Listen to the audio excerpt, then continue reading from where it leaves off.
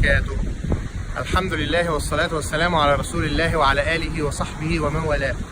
All praise is due to Allah subhanahu wa ta'ala. Peace and blessings be upon the messenger of Allah. It's a very, very popular argument against Islam that people say the punishment in Islam is very harsh. For example, the punishment of stoning somebody to death. Somebody who commits adultery, for example. Stoning this person to death. Okay, so let's discuss this argument and the way to answer it in Islam.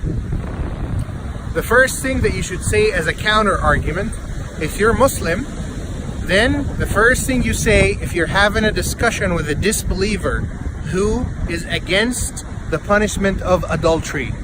Adultery first means to have marital relations with someone that you're not married to while you're married. To have marital relations with someone that you're not married to while you're married. So if you're not married, it's not called adultery, it's called fornication. And there is a difference in punishment in Islam. But we'll talk about the worst punishment, which is this punishment for adultery. Okay? So let's discuss this.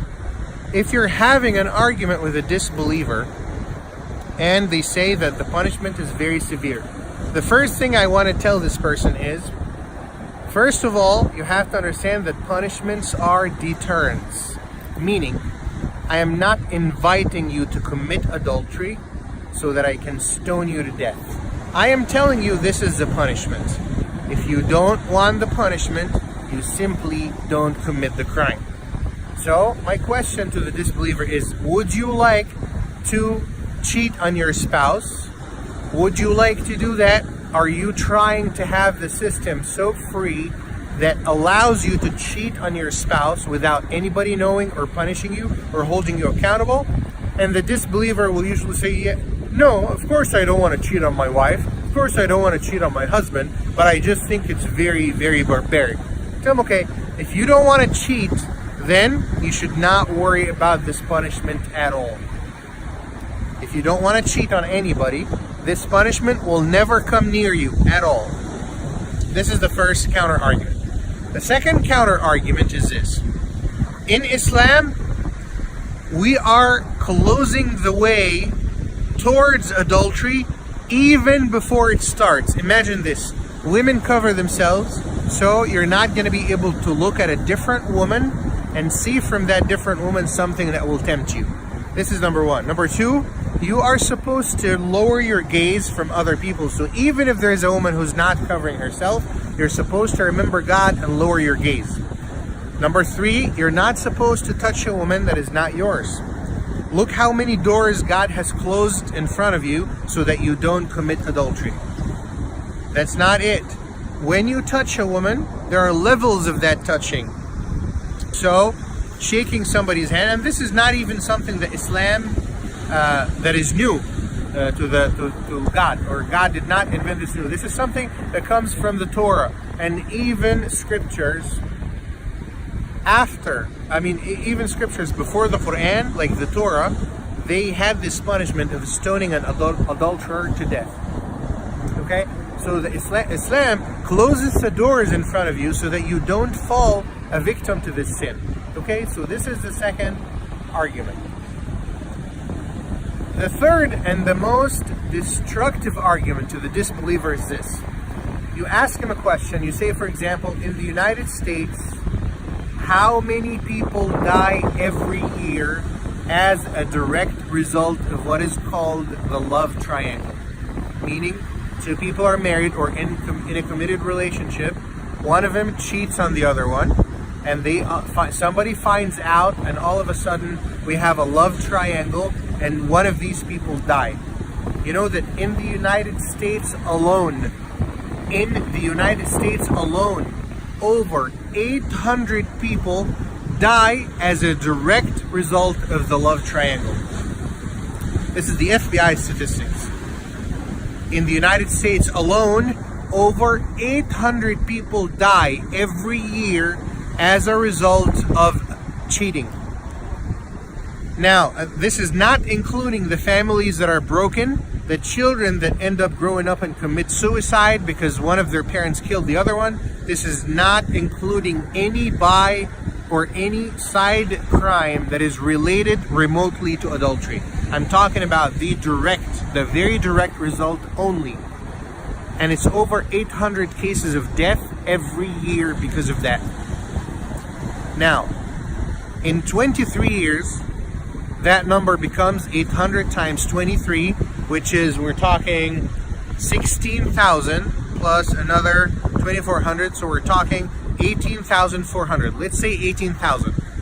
Let's say 18,000 cases of death or murder or homicide related to adultery in 23 years. Now imagine this. Under Sharia law, during the time of Prophet Muhammad alayhi salatu wasalam, one case of adultery has been recorded. One case of punishment because of adultery. 23 years, nobody had the guts to commit adultery. And even if they did, it was probably maybe 10 cases max. In 23 years. And this is the Prophet's life alone. So one case is recorded, and if people say, oh, well, there were other adultery, but it wasn't recorded, it doesn't matter. Whatever is recorded is, we go by what's recorded, and what's recorded is one case, one couple, 23 years. Even if there's, you can't have so many cases that went unnoticed. This is not the truth, because the system of recording incidents in Islam is very, very, very thorough and very detailed. So we have, in 23 years, we have one case. 2 people in 23 years versus 18,000 people in addition to all the broken families. So which system preserves life? Which system preserves dignity? Islam preserves life. Islam preserves dignity. These statistics will lead any sane and reasonable person to say one thing. Ashhadu an la ilaha illallah wa ashhadu anna Muhammad Rasulullah. Because this is the religion of truth. I testify there is no other God but Allah, and that Muhammad is the messenger of Allah. Let's take another punishment, for example.